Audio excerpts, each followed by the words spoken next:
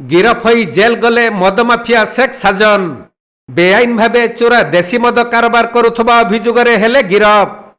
सूचनायोग्य जे बालेश्वर जिला जलेश्वर थाना शेखबाड़ अंचलर शेख साजन दीर्घ दिन हेब बेआईन भावे चोरा देशी मद कारोबार करि आसुथिले। तेबे गत जून मास 5 तारिख राति पाखापाखि 11टा समय रे जिला पुलिस और जलेश्वर पुलिस मिलित भावे शेख साजनक राजपुर ठारे थिबा देशी मद गुदाम उपरे चढ़ाऊ करिथिले। आउ चढ़ाऊ समय रे तांको गुदाम रु पुलिस ट्यूब भर्ती 4500 लिटर देशी मद जबत करिथिला। आउ सेथिरे अपमिश्रण करा जाउथबा यूरिया को मध्य जबत करिथिला पुलिस। सही दिन ठारू साजन फेरार रहिथिबा बेले बारंबार आगुआ बेल पई आवेदन करिथिले मध्य बेल मिली नथिला।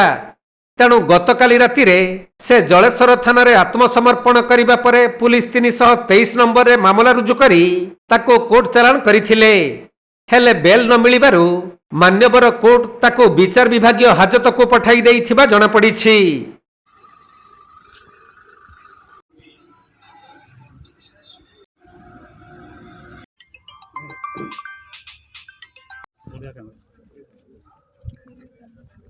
बालेश्वर जिला जलेश्वर भोलानाथ सिंह रिपोर्ट कोणार्क लाइव।